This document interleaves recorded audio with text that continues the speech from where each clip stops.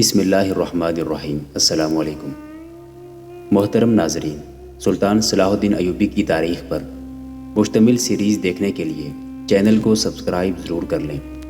گزشتہ اقساط دیکھنے کے لیے چینل پر پلے لسٹ کا وزٹ کریں۔ ویڈیو کو لائک اور شیئر ضرور کیجیے۔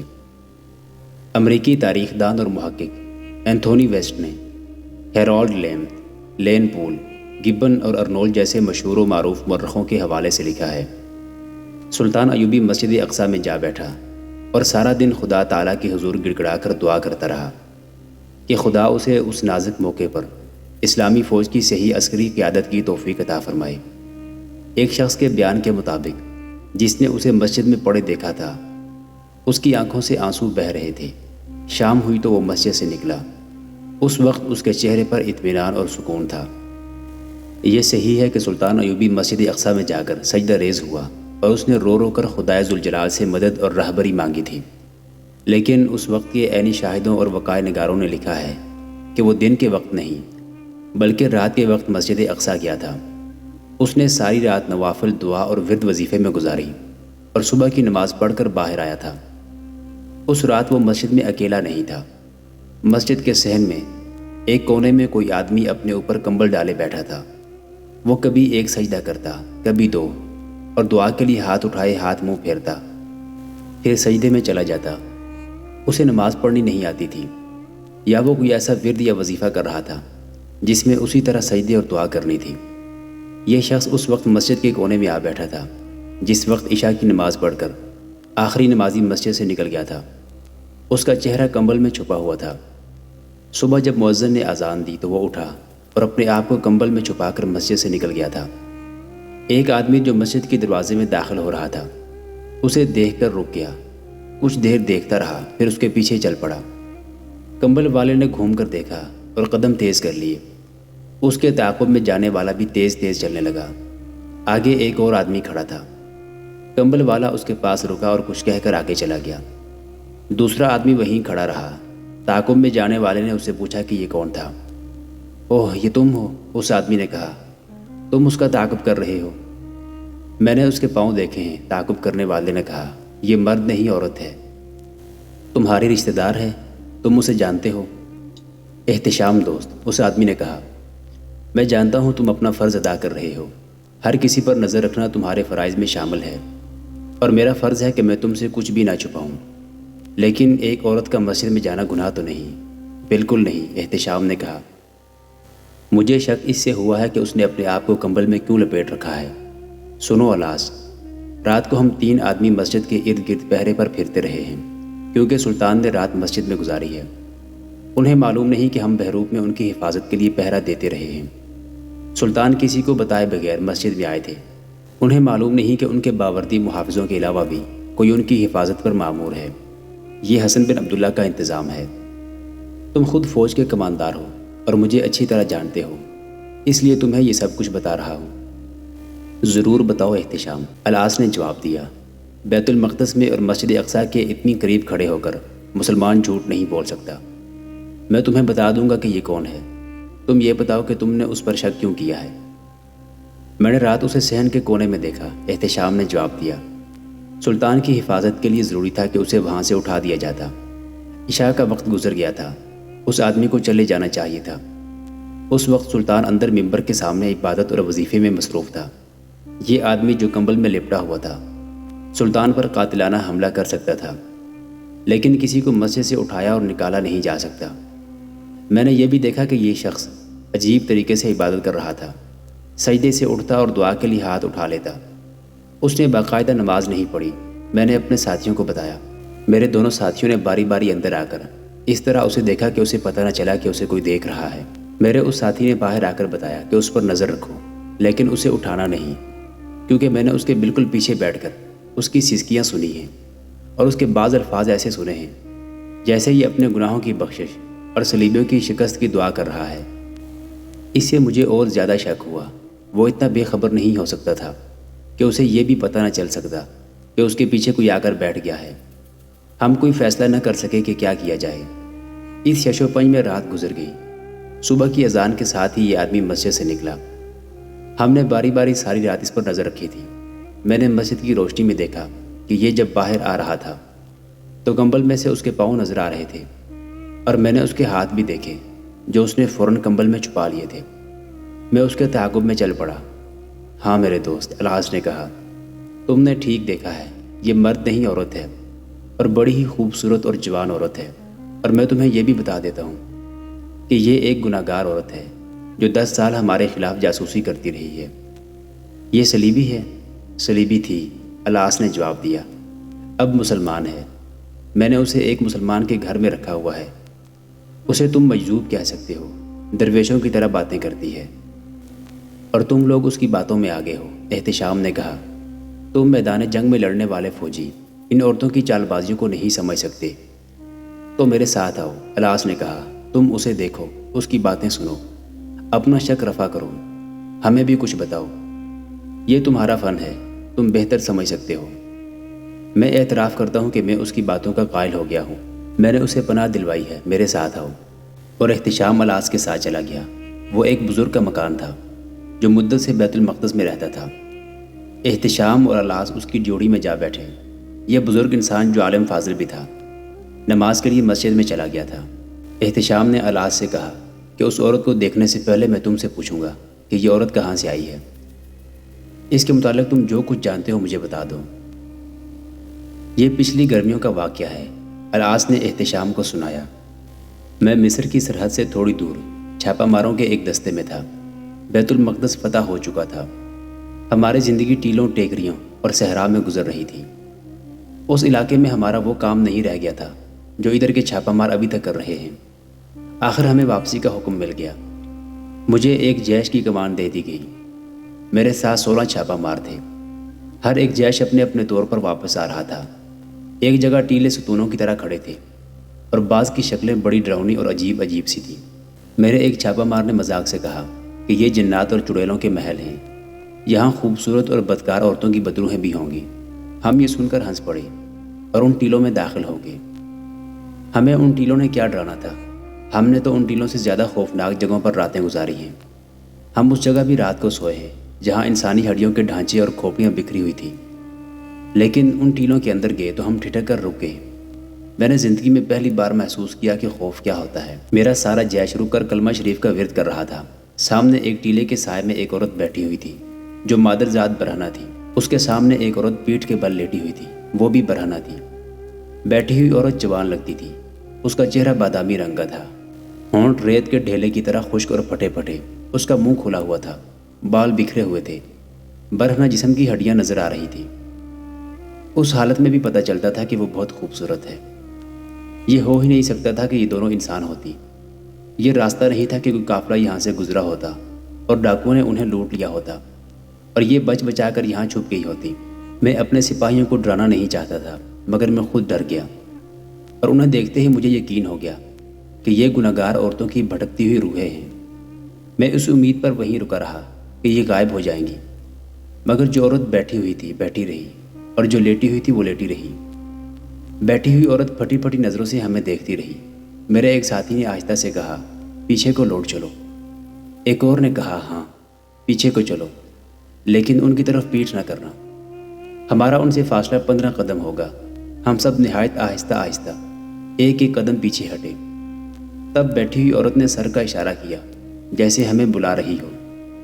میں نے ایک قدم اور پیچھے اٹھایا تو اس نے سر سے پھر اشارہ کیا۔ مجھے صاف نظر آیا کہ اس کی آنکھوں سے آنسو بہہ نکلے تھے۔ میں بتا نہیں سکتا کہ میں نے واقعی کوئی آواز سنی تھی یا میرے دل میں خیال آیا تھا۔ مجھے اپنے آپ میں آواز سنائی دی، بھاگو مت العاص، دیکھ لو یہ انسان ہی نہ ہو۔ اچانک میرا ہاتھ اپنی کمر پر پڑا اور اس ہاتھ سے تلوار نیام سے نکال لی۔ میرے قدم اپنے آپ آگے کو اٹھنے لگے۔ مجھے اپنے ساتھیوں کی آوازیں سنائی دیں، وہ مجھے آگے جانے سے روک رہے تھے۔ میری زبان پر آیت الکرسی کا ورد تھا۔ میں اس سے 3-4 قدم دور رک گیا۔ وہ آہستہ آہستہ اٹھی، پھر اس نے میری طرف قدم اٹھایا۔ اس کا سر ڈولنے لگا۔ اس نے دوسرا قدم اٹھایا، اس کی آنکھیں بند ہو گئی اور وہ اس طرح گری کہ اس کا سر میرے پاؤں کے قریب آ کر اور اس کے بال میرے پاؤں پر بکھر گئے۔ میں برہنہ عورت کو ہاتھ لگانے سے گھبرا رہا تھا۔ وہ برہنہ نہ ہوتی تو بھی میں گھبرایا ہوا تھا، لیکن مجھے دیکھنا تھا کہ یہ انسان ہے یا کوئی شرشرار۔ میں بیٹھ گیا اور اس کی نبض دیکھی۔ نبض چل رہی تھی۔ مجھے خیال آیا کہ جنات اور چڑیلوں کی نبض شاید نہیں ہوتی۔ میں نے اس سے ہٹ کر اس عورت کی نبض پر ہاتھ رکھا جو لیٹی ہوئی تھی۔ اتنی جھلسا دینے والی گرمی کے باوجود اس عورت کا جسم غیر معمولی طور پر سرد تھا، جیسے رات کو صحرا کی ریت سرد ہو جاتی ہے۔ اس کی نبضوں میں جان نہیں تھی۔ اس کا منہ کھلا ہوا اور آنکھیں ایک جگہ ٹھہری ہوئی تھی۔ جسم سفید تھا۔ میں نے اس میں موت کی تمام نشانیاں دیکھی، اور وہ جو میرے سامنے گری تھی اس کا جسم گرم تھا۔ یہ بدروحیں یا جنات نہیں ہو سکتی تھی۔ اللہ نے مجھے عقل اور دلیری عطا فرمائی۔ میں نے اپنے جیش کو بلایا۔ ہمارے پاس پانی کے چھوٹے مشکیزے تھے، کھانے کا سامان بھی تھا جو 3 ٹٹوؤں پر لدا ہوا تھا۔ میرا جیش پیادہ تھا۔ میں نے کہا کہ فوراً پانی اور 2 چادریں لاؤ۔ میرے ساتھی پانی اور چادریں لے آئے۔ سورج ابھی سر پر نہیں آیا تھا۔ وہاں عمودی ٹیلے کا سایہ تھا۔ میں نے بے ہوش عورت پر چادر ڈالی اور اسے سیدھا کر کے ٹیلے کے دامن میں کر دیا۔ اس کے جسم کو اچھی طرح لپیٹ دیا۔ دوسری چادر نیچے بچھا کر اس پر لٹا دیا اور اس کے منہ پر پانی کے چھینٹے مارے۔ اس کا منہ کھلا ہوا تھا۔ اس میں پانی ٹپکایا جو اس کے حلق میں اترتا چلا گیا۔ مجھے ساتھی روکتے رہے کہ اپنے آپ کو مصیبت میں نہ ڈالوں، لیکن مجھ پر اب نہ ڈر کا اثر تھا نہ اپنے ساتھیوں کی باتوں کا اثر۔ کچھ دیر بعد اس کی آنکھیں آہستہ آہستہ کھلی۔ اس کے ہونٹ بند ہوئے اور پھر کھل گئے۔ میں نے اس کے منہ میں اور پانی ٹپکایا، پھر ایک کھجور کی گٹھلی نکال کر کھجور اس کے منہ میں رکھی اور وہ کھانے لگی۔ اس نے اٹھنے کی کوشش کی تو میں نے اسے سہارا دے کر بٹھا دیا۔ العاص احتشام کو سنا رہا تھا۔ اسے میں نے کھانے کو دیا جو کچھ ہمارے پاس تھا۔ اس نے اور پانی پیا، پھر ہم نے اسے کھانے پینے سے روک دیا کیونکہ اس کا پیٹ بہت دنوں سے خالی معلوم ہوتا تھا۔ اس نے نحیف آواز میں کہا، میں تمہاری زبان سمجھتی اور بولتی ہوں، یہ مر گئی ہے۔ پھر اس نے پوچھا کہ ہم کون ہیں؟ میں نے بتایا کہ ہم اسلامی فوج کے چھاپہ مار ہیں، بیت المقدس کو جا رہے ہیں۔ اس نے کہا، پھر مجھے تم سے رحم کی توقع نہیں رکھنی چاہیے۔ میں نے اسے کہا کہ تم مسلمان معلوم نہیں ہوتی۔ اس نے کہا، میں جھوٹ نہیں بولوں گی، لیکن سچ بولوں گی تو تم پچھتاؤ گے کہ تم نے مجھے مرنے کیوں نہ دیا۔ میں نے اسے کہا، تم صرف یہ یقین دلا دو کہ تم انسان ہو۔ اس کے ہونٹوں پر پھیکی سی مسکراہٹ آ گئی۔ اس کے چہرے کا رنگ بدل رہا تھا۔ اس کے جسم میں خون حرکت میں آ رہا تھا۔ اس کی آنکھیں بند ہونے لگیں۔ کھانے اور پانی سے اسے نیند آ رہی تھی۔ وہ بچوں کی طرح لڑک گئی اور گہری نیند سو گئی۔ ہم نے بہت قتل و غارت کی تھی، بہت شبخون مارے تھے۔ ہمارے کئی ساتھی ہمارے سامنے شہید ہوئے تھے۔ مرنا اور مارنا ہمارے لیے بچوں کا کھیل تھا، لیکن ایک عورت پر، خواہ وہ ہماری دشمن ہی تھی، ہاتھ اٹھانا ہمارے لیے گناہ کبیرہ تھا۔ میں نے اپنے جیش سے کہا کہ سورج سر پر آ رہا ہے، جھکے ہوئے ٹیلے دیکھو اور ان کے سائے میں آرام کر لو۔ یہ جاگے گی تو اسے ساتھ لے جائیں گے۔ میرے 1-2 ساتھیوں نے کہا کہ جاسوس معلوم ہوتی ہے، لیکن باقی سب کہہ رہے تھے کہ اس جگہ جاسوس عورتوں کا کیا کام، یہ انسان نہیں۔ میری رائے یہ تھی کہ چونکہ ہمارے چھاپہ مار جیش مصر اور فلسطین کی سرحدوں کے ساتھ ساتھ سرگرم تھے، اس لیے ان لڑکیوں کو یہاں بھیجا گیا ہوگا کہ ہمیں گمراہ کریں، لیکن مجھے یقین نہیں آتا تھا۔ ان کے ساتھ 1-2 مردوں کا ہونا ضروری تھا۔ غروب آفتاب سے ذرا پہلے وہ جاگی اور اٹھ بیٹھی۔ میں اس کے قریب جا بیٹھا۔ اس نے پانی پیا اور کھانے کو کچھ اور مانگا۔ میں نے اسے کھانا دیا۔ اب وہ اچھی طرح بول سکتی تھی۔ اس نے مری ہوئی عورت کی طرف اشارہ کر کے کہا، اسے دفن کر دو۔ میرے سپاہی دیندار تھے۔ ایک نے اپنی چادر دے دی۔ لاش کو چادر میں لپیٹ دیا گیا۔ سپاہیوں نے قبر کھودی اور اسے دفن کر دیا۔ العاص نے احتشام کو بتایا۔ اس عورت نے یہ بتانے کے بجائے کہ وہ کون ہے، وہ دونوں کہاں سے آ رہی تھی اور کہاں جا رہی تھی، اس نے پوچھا، تم نے اپنے خدا کو کبھی دیکھا ہے؟ میں نے جو جواب زبان پر آیا دے دیا۔ اس نے کہا، میں نے تمہارا خدا دیکھ لیا ہے، ابھی ابھی اسے دیکھا ہے۔ تم کہو گے کہ تم نے خواب دیکھا ہے، لیکن یہ خواب نہیں تھا۔ خدا نے مجھے کہا ہے کہ میں نے تجھے وہ آنکھیں دے دی ہیں جو آنے والے وقت کے اندھیرے میں دیکھ سکیں گی۔ خدا نے مجھے یہ بھی کہا ہے کہ تو نے گناہ کی پھر کبھی سوچی تو تیرے اپنے ہاتھ خنجر سے تیری آنکھیں نکال دیں گے۔ خدا نے مجھے یہ بھی کہا ہے کہ میں تجھے اس جگہ لے جا رہا ہوں جہاں سے میں نے اپنے رسول صلی اللہ علیہ وآلہ وسلم کو اپنے پاس بلایا تھا۔ اس نے ایسی بہت سی باتیں کی جن سے پتہ چلتا تھا کہ صحرا کے سفر اور صعوبتوں نے اس کے دماغ پر اتنا اثر کیا ہے کہ اس کا دماغ معاف ہو گیا ہے۔ مثلاً اس نے یہ بھی کہا، تم نے میرا جسم کیوں ڈھانپ دیا ہے؟ اسے ننگا رہنے دیتے تو کیا ہو جاتا؟ میں اب جسم نہیں صرف روح ہوں، روح پاک ہو جائے تو جسم کے گناہ دھل جاتے ہیں۔ وہ زیادہ تر اسی قسم کی باتیں کرتی رہی۔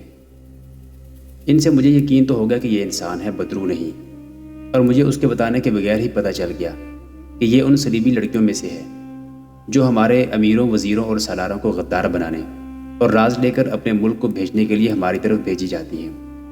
لیکن اس کی ان باتوں سے مجھے یہ شک ہونے لگا کہ اس کے دماغ پر کچھ بھی اثر نہیں ہوا اور یہ اس قسم کی باتیں کر کے مجھے بیوقوف بنا رہی ہے تاکہ میں اسے وہاں تک حفاظت سے پہنچا دوں جہاں یہ جانا چاہتی ہے۔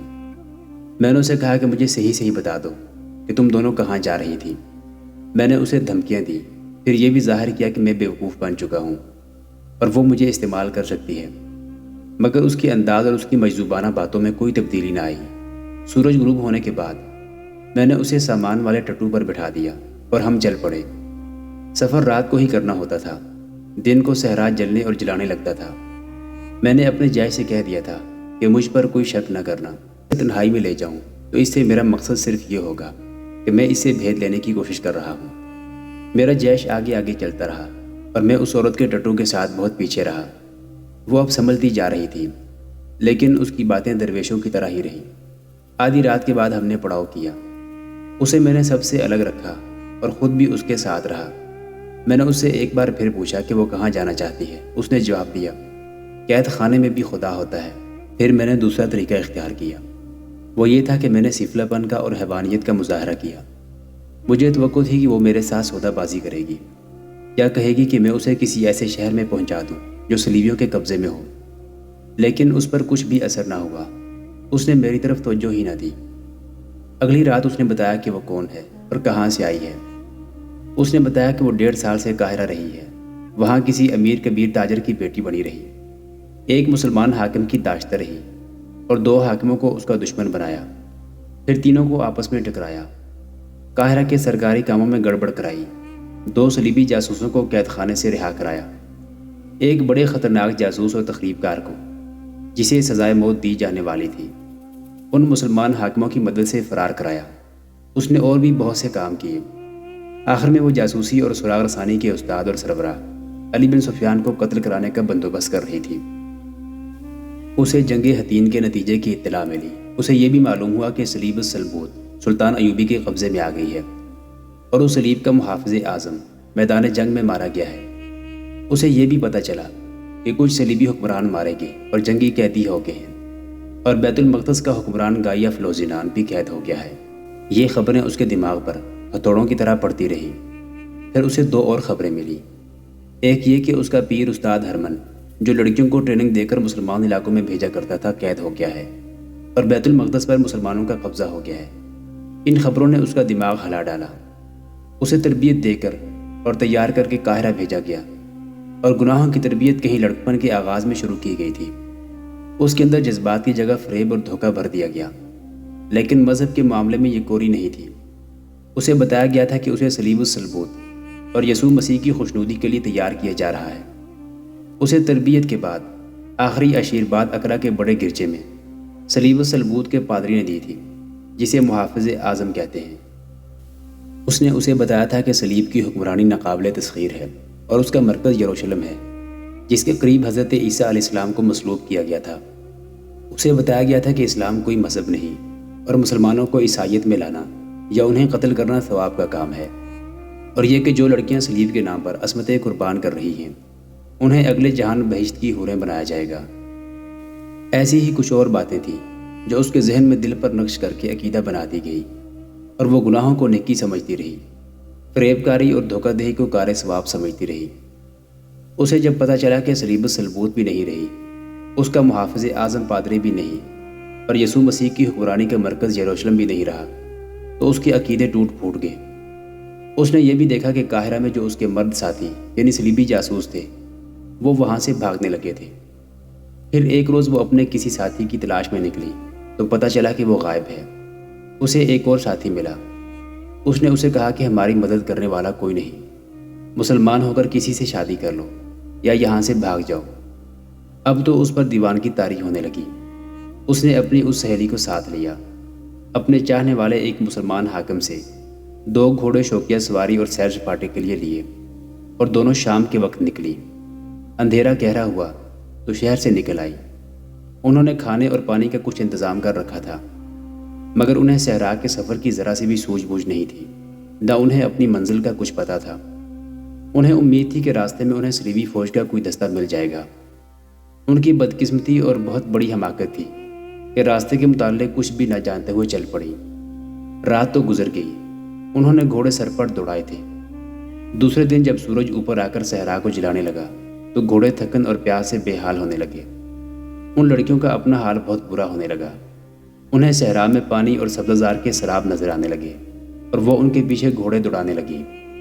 اس روز تو گھوڑوں نے کچھ ساتھ دیا، مگر دوسرے دن بھی انہیں کچھ کھانے کو اور پانی نہ ملا تو دونوں گھوڑے پہلے رکے، پھر گرے اور پھر کبھی نہ اٹھے۔ اس کے بعد جو ان دونوں کا سفر شروع ہوا اسے احتشام دوست تم اچھی طرح سمجھ سکتے ہو۔ تم جانتے ہو کہ ظالم صحرا اس قسم کے مسافروں کو کس انجام تک پہنچایا کرتا ہے۔ اس لڑکی نے اپنی زبان سے مجھے بتایا کہ میں نے جو دھوکے لوگوں کو دیے تھے اس سے زیادہ ظالمانہ دھوکے مجھے صحرا نے دیے۔ میں نے صحرا میں ندیاں بہتی دیکھی، ان کے قریب گئی تو وہ دور ہٹتی گئی، ہم دونوں ان کے پیچھے بھاگتی رہیں۔ میں نے نخلستان دیکھے، گلستان دیکھے، اور میں نے صحرا میں بحری جہاز اور بادبانی کشتیاں تیرتی دیکھی۔ ہم ہاتھ اوپر کر کے ہلاتی چلاتی اور ان کے پیچھے دوڑتی رہی۔ بعض جگہوں پر ہمیں پانی مل بھی گیا۔ ہم نے ایسی ہر جگہ کئی دن گزارے۔ لڑکی نے مجھے بتایا کہ صحرا میں اس کا وہ وجود مر گیا جس نے قاہرہ کے حاکموں پر جادو کر رکھا تھا۔ اسے ہمارے خدا کا خیال آ گیا اور اس کے اندر یہ احساس کانٹے کی طرح چبھنے لگا کہ صلیب الصلبوت کے محافظ اعظم نے اسے دھوکہ دیا ہے اور اب وہ دوسروں کے گناہوں کی سزا بھگت رہی ہے۔ اس پر یہ حقیقت کھلی کہ اپنی عصمت پیش کر کے کسی کو دھوکہ دینا ثواب کا کام نہیں ہو سکتا۔ اسے یہ خیال بھی آ گیا کہ مسلمان اپنی لڑکیوں کو اس طرح استعمال نہیں کرتے۔ ایک روز صحرا میں اسے یہ احساس بھی ہوا جیسے وہ اس کی سہیلی مر چکی ہے اور وہ دوزخ میں پھینک دی گئی ہے، یا وہ بدروحیں بن چکی ہیں اور دوزخ کی طرح جلتے ہوئے میدان میں بھٹک رہی ہیں۔ ایک رات اس نے اپنی سہیلی سے کہا کہ وہ اپنے عقیدے سے دل برداشتہ ہو گئی ہے اور اب وہ مسلمانوں کے خدا کو پکارے گی۔ دونوں کے ہونٹ اور زبانیں لکڑی کی طرح ہو گئی تھی، حلق میں کانٹے چبھ رہے تھے اور وہ بڑی مشکل سے بات کرتی تھی۔ اس کی سہیلی نے بہت برا منایا کہ وہ اپنے عقیدے سے منحرف ہو رہی ہے اور اپنے دشمن کے عقیدے کو اپنانا چاہتی ہے۔ اس نے اس کی نہ سنی۔ اس کی جب سہیلی سو گئی تو یہ اس سے کچھ دور چلی گئی۔ اس نے سجدے کی اور ہاتھ اٹھا کر خدا کو پکارتی اور گناہوں کی بخشش مانگتی رہی۔ وہ ساری رات روتی رہی۔ سجدے کے سوا عبادت کا اسے کوئی اور طریقہ نہیں آتا تھا۔ اسی رات اس کے دماغ میں اثر ہو گیا یا واقعی خدا نے اسے کوئی اشارہ دیا۔ یہ کہتی ہے کہ اسے اپنے سامنے دھوئیں کی طرح ایک باریش انسان کھڑا نظر آیا۔ اس نے کہا، اگر تو نے دل سے توبہ کی ہے تو اس ریگستان میں جہاں سے انسانوں کا گزر نہیں ہوا کرتا وہ انسان آئیں گے جن کے خدا کو تو نے پکارا ہے، تو یہاں سے زندہ نکل جائے گی۔ اسے یاد نہیں کہ اس سے کتنی مدت بعد میں اپنے جیش کے ساتھ وہاں سے گزرا، اسے زندہ دیکھا اور اس کی سہیلی مر چکی تھی۔ تم جانتے ہو کہ یہ برہنہ کیوں تھی؟ صحرا کا بھٹکا ہوا مسافر جب جلنے لگتا ہے تو پہلے اپنا سامان پھینکتا ہے، پھر اپنے جسم سے ایک ایک کپڑا اتارتا اور پھینکتا جاتا ہے۔ یہ کام وہ نیم بے ہوشی کی حالت میں کرتا اور چلتا رہتا ہے حتیٰ کہ وہ کہیں گر پڑتا ہے۔ اس لڑکی کو یاد نہیں کہ اس نے اور اس کی سہیلی نے کپڑے کب اور کہاں اتار پھینکے تھے۔ ہم 10-12 روز بعد بیت المقدس پہنچے۔ اس کی صحت بحال ہو گئی تھی، اس کی خوبصورتی نکھر آئی تھی، لیکن یہ باتیں مجذوبوں کی طرح ہی کرتی رہی۔ اگر یہ ایسی باتیں تمہارے ساتھ کرتی تو تم بھی اس سے متاثر ہو جاتے۔ اس نے بار بار کہا، بیت المقدس پر اب صلیبیوں کا قبضہ نہیں ہو سکتا، خدا انہیں راستے میں غرق کرے گا۔ وہ اسی طرح کی پیشین گوئیاں کرتی رہی۔ رات کو اس کی عبادت شروع ہوتی تھی۔ طریقہ یہی تھا کہ سجدے کرتی، روتی اور دعا مانگتی تھی۔ اب یہ جن کے گھر رہتی ہے انہیں میں بہت عرصے سے جانتا ہوں۔ یہ عالم فاضل بزرگ ہیں، میں ان کا معتقد ہوں۔ میں نے اسے ان کے حوالے کر دیا۔ الاس یہ باتیں سنا رہا تھا اور یہ بزرگ نماز پڑھ کر آ گیا۔ اس نے احتشام سے کہا، یہ ضروری نہیں کہ خدا سے یہ فضیلت اسی کو عطا ہوتی ہے جس کے پاس علم و فضل ہوتا ہے۔ معلوم نہیں کس وقت کیسی فریاد اس کے سینے سے نکلی جو خدا نے سن لی اور اس لڑکی کو یہ مقام عطا کر دیا۔ یہ مجذوب ہے۔ میرا تجربہ کہتا ہے کہ یہ پاگل نہیں اور یہ دھوکہ بھی نہیں دے رہی۔ اس نے اپنی خواہش پر اسلام قبول کر لیا ہے۔ میں نے اسے نماز پڑھانے اور سکھانے کی بہت کوشش کی ہے، لیکن اس کی عبادت کا اپنا ہی طریقہ ہے۔ خدا اور رسول صلی اللہ علیہ وآلہ وسلم کو مانتی ہے، اور جب بولتی ہے تو پتہ چلتا ہے کہ اسے غیب سے کوئی اشارہ ملا ہے۔ یہ مسجد اقصی میں جاتی رہتی ہے؟ احتشام نے پوچھا۔ نہیں، بزرگ نے کہا، رات کو پہلی بار مسجد میں گئی ہے۔ الاس صبح آیا تو میں نے اسے بتایا کہ وہ مسجد میں چلی گئی ہے۔ الاس اس کے پیچھے چلا گیا اور اسے شاید راستے میں مل گئی۔ یہیں سے شک پیدا ہوتا ہے کہ یہ اسی رات کیوں مسجد میں گئی جس رات سلطان مسجد میں موجود تھے۔ میں اس کا جواب نہیں دے سکتا، بزرگ نے کہا۔ احتشام نے کہا کہ میرا فرض ہے کہ میں لڑکی کو حسن بن عبداللہ کے پاس لے جاؤں۔ یہ اس کی مرضی ہے کہ اسے آپ کے حوالے کر دے یا سلطان کے پاس لے جائے۔ لڑکی کو جب بتایا گیا کہ اسے احتشام کے ساتھ جانا پڑے گا تو وہ خاموشی سے اس کے ساتھ چل پڑی۔ الاس بھی ساتھ گیا۔ حسن بن عبداللہ نے اس کی کہانی الاس اور احتشام سے سن کر لڑکی سے کچھ باتیں پوچھی تو اس نے یہی جواب دیا، اب تو سمندر سے آئے ہوئے بیڑے تمہارا کچھ نہیں بگاڑ سکیں گے۔ مجھ سے کیوں ڈرتے ہو؟ مجھے اپنے سلطان کے پاس لے چلو۔ اس نے رات کو جو دعا کی تھی وہ خدا نے قبول کر لی ہے۔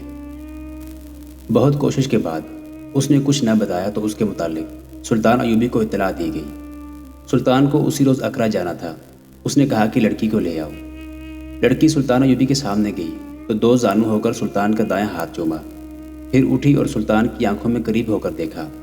اس نے اپنے آپ سے باتیں کرتے ہوئے لہجے میں کہا، ان آنکھوں سے رات سجدے میں آنسو گرے تھے۔ مجھے تمہارے دشمن کے جہاز ان آنسوؤں میں ڈوبتے نظر آ رہے ہیں۔ بیت المقدس کی دیواروں تک کوئی نہیں پہنچ سکے گا۔ خون کا سمندر بہہ جائے گا۔ وہ راستے میں مر جائیں گے۔ وہ تباہ ہو رہے ہیں۔ آنسو جو خدا کے حضور سجدے میں بہتے ہیں انہیں فرشتے موتی سمجھ کر اٹھا لیتے ہیں۔ خدا ان موتیوں کو ضائع نہیں کرتا۔ نیت صاف ہو تو راستے صاف ملتے ہیں۔